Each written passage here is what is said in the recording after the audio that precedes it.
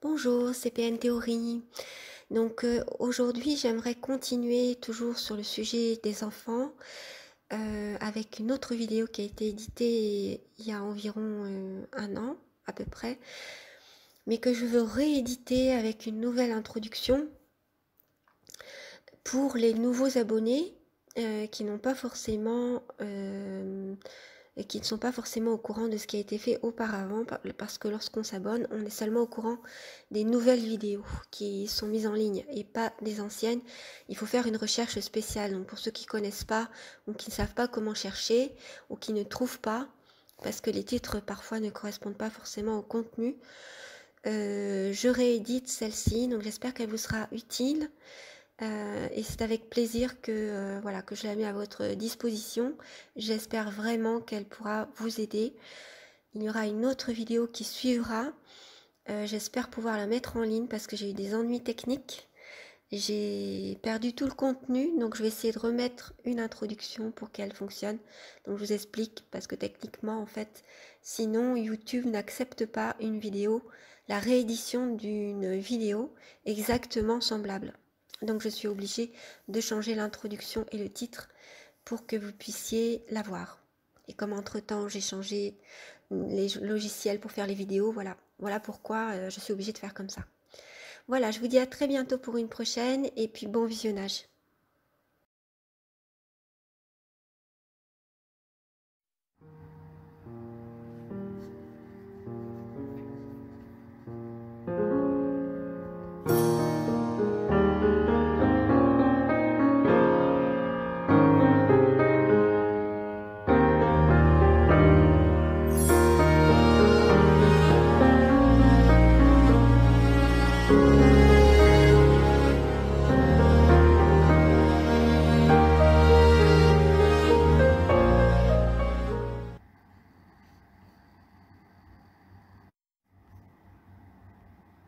L'enfant ou l'adolescent est plus que jamais perdu lorsque ses parents sont dans une séparation conflictuelle.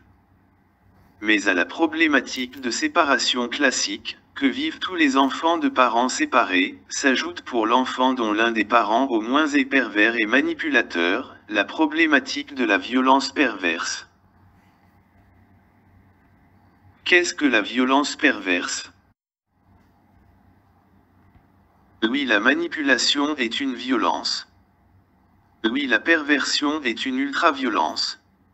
La perversion est une violence sourde, blanche, qui blesse profondément, déchire et déstructure tous ceux qui sont en relation avec un pervers. L'enfant ou l'adolescent dont l'un des parents séparés est manipulateur pervers, vit donc dans la violence sournoise au quotidien. S'il n'est pourtant pas souvent en contact avec son parent pervers, l'enfant ou l'ado ressent de toute façon la violence exercée sur son autre parent. Et l'autre parent ressent aussi la violence qui lui est adressée par l'intermédiaire de l'enfant, ainsi instrumentalisé.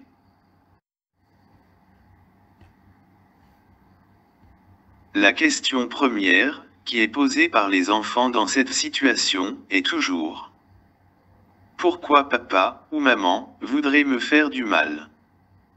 Pourquoi le parent pervers manipulateur fait-il du mal à son propre enfant ou ado? C'est effectivement difficile à comprendre et à admettre qu'un parent puisse faire du mal à son enfant. C'est pourtant ce qu'il se passe dans le cas d'un parent pervers. Il jouit de blesser, d'humilier, ou de priver ses propres enfants, conjoints et parents proches, de ce dont ils ont besoin. C'est-à-dire d'encouragement, de soutien, et d'amour, de présence aussi, ou bien d'indépendance suivant les cas. Il donnera le contraire de ce dont vous avez besoin, afin de vous frustrer. Il veut vous voir souffrir, échouer, vous perdre et désespérer. Il est jaloux de vous, son enfant. Parce que, par votre fraîcheur, votre jeunesse, votre potentiel, vous pouvez le dépasser, vous pouvez faire mieux que lui dans la vie, vous pouvez être heureux ou heureuse. Et le PN ne connaît pas le bonheur. Il ne connaît que des jouissances lorsqu'il fait du mal et complote contre d'autres. C'est donc sa jalousie et son incapacité à construire une relation, par orgueil démesuré et par volonté de nuire, qui le poussent à vous faire du mal. Pour lui, vous n'êtes pas son enfant, vous lui appartenez. Et en même temps, vous êtes un ennemi. Voilà comment il vous voit. Il n'a pas le regard d'un parent saint qui voudrait votre bien, inconditionnellement. Il est dévasté par l'orgueil, l'envie, et la jalousie. Alors il est incapable d'aimer. Vous ne pourrez recevoir de lui que quelques miettes de reconnaissance, mais ne vous y attendez pas à chercher ce dont vous avez besoin chez des personnes de confiance qui vous aiment sans condition et vous comprennent. Ils pourront vous accompagner dans cette épreuve. L'enfant du couple représente pour le PN, le troisième côté des relations triangulaires qu'il aime provoquer. C'est-à-dire qu'il aime manipuler deux personnes afin de les diviser, et de les voir se battre. Il aime donc provoquer des relations triangulaires dans la famille, séparées ou pas, mais cela se repère plus facilement dans une famille séparée. Voyons comment fonctionnent ces relations triangulaires, entre le parent saint, le parent manipulateur pervers, et chacun des enfants. Pourquoi le PN introduit-il un tiers pour instaurer une relation triangulaire? Parce que cela lui permet d'atteindre sa victime par le biais d'une autre personne et ainsi de ne pas être démasqué. C'est un tel qui a dit cela et pas lui. Lui, il n'a fait que rapporter et il n'a pas d'avis ou bien un avis très mesuré. Il ne fait que des suggestions, il rapporte et pose des questions ou bien il constate simplement. Aussi, il est très difficile de le contrer, du fait qu'il n'affirme rien. Il reste dans la supposition, dans l'évocation et pas dans l'affrontement à découvert. Il instaure ainsi le doute. Vous pouvez regarder ma vidéo sur le phénomène du gaslighting qui explique cela. Ainsi, le PN, par cette relation triangulaire, réussit à s'aimer à la discorde, le chaos dans un groupe ou une famille tout en gardant les mains propres, en apparence. L'enfant du couple représente pour le PN, le troisième côté des relations triangulaires qu'il aime provoquer. C'est-à-dire qu'il aime manipuler deux personnes afin de les diviser, et de les voir se battre. Il dira par exemple, ta mère pense que tu ne sors pas beaucoup avec des filles. Elle se demande si tu n'es pas gay. Ou encore il traitera sa fille d'égoïste, et quand elle lui demande de développer, il lèvera les yeux au ciel ou bien soupirera avec un geste large en disant, tout le monde le pense. L'enfant, ou l'adolescent est très sensible à son image, et à sa réputation. Il va s'inquiéter, forcément de ce que les autres pensent de lui.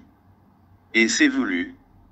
Le PN réussit ainsi à introduire un tiers, que ce soit l'autre parent, un frère ou une sœur, un professeur, ou bien généralisé avec des expressions comme « tout le monde » ou « on », sans préciser s'il veut dire « ta mère et moi » ou bien si c'est général. Il utilisera aussi des expressions comme « il paraît que » ou bien « tu ne trouves pas que ». L'important est donc d'introduire le regard d'un tiers et d'instaurer un doute, une faille narcissique souvent, dans l'esprit de l'enfant. Le résultat, c'est-à-dire un affrontement entre l'enfant et le tiers désigné par le PN, n'arrivera que plus tard, mais le PN aime s'aimer les graines de la discorde et attendre. Il jouit de ses comploteries, se frotte d'avance les mains. On voit sa jubilation ou son sourire en coin parfois.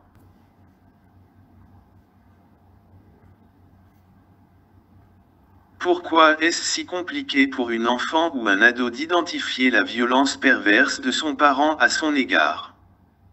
D'abord parce qu'un enfant a naturellement confiance dans ses parents. C'est donc impensable pour lui que son propre père ou sa propre mère veuille lui faire du mal. À cette simple pensée, il est pris d'effroi. Il est sidéré. C'est-à-dire qu'il ne peut y croire, et qu'il est comme paralysé. comme s'il n'en revenait pas et il se sent incapable d'agir. Il peut aussi réagir par la panique et la colère mélangées et ainsi agir n'importe comment et dans tous les sens. Surtout s'il ne parvient pas à trouver de réconfort à l'extérieur. Il peut se retrouver longtemps en proie au désespoir. C'est le cas si personne ou rien ne peut l'aider à trouver un sens au monde qui s'écroule pour lui. Effectivement, la découverte ou la prise de conscience qu'un de nos parents nous souhaite du mal, nous fait du mal, est jaloux de nous, ou bien encore nous considère comme un objet, une proie, voire ne s'intéresse pas à qui nous sommes vraiment. Cette prise de conscience constitue une fracture psychique. Un choc. Et c'est la question, pourquoi, qui revient sans cesse. Cette quête de sens. Pourquoi est-ce que mon père ou ma mère ne m'aiment pas en réalité? Face à ces questions, c'est une chute vertigineuse de l'amour de soi, de l'estime et de la confiance en soi, qui surviennent. Comment l'ado peut-il s'aimer lui-même? S'estimer et avoir confiance en lui et dans la vie. Alors que ce qui constitue l'origine de sa vie, le modèle pour vivre et agir dans la vie, et surtout la base de son narcissisme, est faussé. Cette période qui peut durer longtemps et même toute la vie, si l'enfant du pervers ne se prend pas en main, passe souvent pour une crise d'ado. Or, la blessure narcissique est bien plus profonde qu'une crise d'ado. L'ado n'est pas seulement en crise. Il est dévasté. Il est dévasté quand il réalise qu'il a été manipulé par celui ou celle qui était censé s'occuper de lui, l'accompagner, l'aimer. Cette simple pensée lui est insupportable car elle est insupportable pour n'importe quel être humain. La perversion est effectivement inhumaine. Ce qui est compliqué pour l'adolescent, une fois qu'il a admis qu'il est possible pour un parent de vouloir faire du mal à son propre enfant, ou bien de le priver d'affection, de reconnaissance, d'attention, etc., ce qui constitue une violence également, c'est d'identifier cette violence. Car si elle existe, elle est cachée et niée. C'est-à-dire que le parent manipulateur pervers ne reconnaît pas du tout ses torts. Il accuse l'autre parent de tous les torts et tous les défauts, et au passage, accuse l'ado de lui ressembler. Or, l'enfant ou l'adolescent n'a pas la capacité de répondre à son parent PN, et le PN abuse de sa situation d'autorité. Je vous propose d'aborder le problème de l'identification de la manipulation perverse par l'enfant ou l'ado dans une autre vidéo. En effet, discerner qui, de ses parents, est le manipulateur est vraiment difficile. C'est ce qui fait le jeu du parent manipulateur. Or, l'enfant de PN reste dans le doute, et finit par ne plus faire confiance à personne, s'il n'arrive pas à identifier d'où vient le danger. En attendant aussi d'autres conseils sur comment aider un enfant ou ado face au danger pervers, je vous donne une première piste, essentielle. Comment aider un ado face à un parent pervers?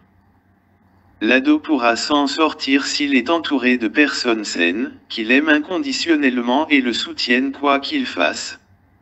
Il faut qu'il puisse compter sur un entourage solide, capable de supporter ses révoltes, y compris contre eux. Après avoir identifié la violence, l'avoir nommée auprès de ses enfants. Après avoir donné des limites et défini les rôles parentaux. Pour aider l'ado à s'y retrouver tout en l'accompagnant pour traverser l'adolescence et devenir un jeune adulte, vous, le parent sain, devrez guider votre ado. À sa période de recherche d'indépendance et d'autonomie, s'ajoute le manque de repères et la confusion provoquée et entretenue par l'autre parent manipulateur pervers, ainsi que la méconnaissance de soi, entretenue par le PN qui définit toujours l'autre, l'étiquette. Votre ado a plus que tout besoin de vous. Votre ado a plus que tout besoin de faire ses propres expériences loin de vous. Vous le voyez, c'est qu'il a besoin de tout et de son contraire.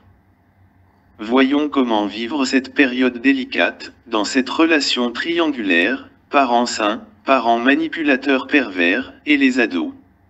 Cette relation triangulaire dont le ou les ados n'arrivent pas à identifier la vraie victime et le vrai manipulateur pervers.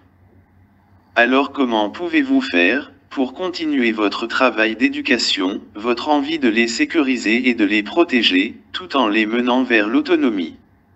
Et ce, dans ce climat où chaque mot est piégé, et le terrain miné à chaque contact avec le manipulateur pervers. Changer d'attitude. Le seul moyen pour améliorer la condition des ados manipulés par leurs autres parents est de sortir du statut de victime, pour constituer un exemple solide et serein d'adulte responsable pour eux. Même si, comme je l'ai dit, la violence doit être nommée. Il faut pouvoir montrer un exemple de résilience aux enfants.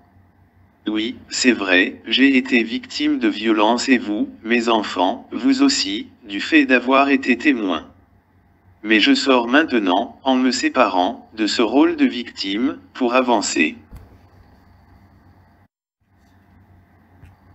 Évidemment, si se montrer responsable et donner des limites peut se faire assez facilement, il est plus difficile de se montrer solide et serein quand on se sent soi-même démoli par l'agression perverse. Il faut donc d'abord s'occuper de soi et être au clair avec son passé.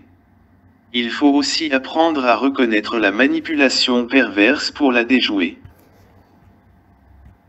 Mais concernant le reste du temps, c'est une épreuve dans laquelle vous devrez trouver vos propres ressources pour faire face à cette manipulation perverse. Je récapitule. L'agression perverse est une ultra-violence. Elle est difficile à repérer car elle fonctionne dans la dissimulation. Et la dissimulation se fait par le mensonge, l'omission, et les faux semblants. C'est-à-dire que le manipulateur pervers mélange des mensonges et des vérités, du bon et du mauvais, des compliments et des reproches. On ne sait jamais ce qu'il veut dire et on en vient à se poser des questions. Les enfants de manipulateurs pervers ont du mal à croire qu'un parent puisse leur vouloir du mal car ils ont naturellement confiance. La prise de conscience de l'agression perverse est un choc qui passe souvent pour une simple crise d'ado ou pour des caprices, alors que l'enfant est dévasté. Le plus difficile est de pouvoir discerner qui, de ses parents ou proches, manipule. Car la manipulation se cache et utilise souvent l'inversion. Elle fait croire à l'enfant que c'est l'autre qui le manipule. Or, le parent sain dit la même chose. Comment faire pour s'y retrouver? L'enfant a besoin de clarté, de sécurité. Et ce doute le rend mal à l'aise. Enfin, quoi qu'il arrive, l'enfant victime d'un parent MPN a besoin d'affection, d'écoute et de compréhension. Il n'est pas en train de faire une crise. Il est traumatisé. C'est très différent. Repassez-vous cette vidéo autant de fois que nécessaire. Cherchez et recoupez les informations sur le phénomène d'agression perverse. Prenez soin de vous. À bientôt pour une prochaine.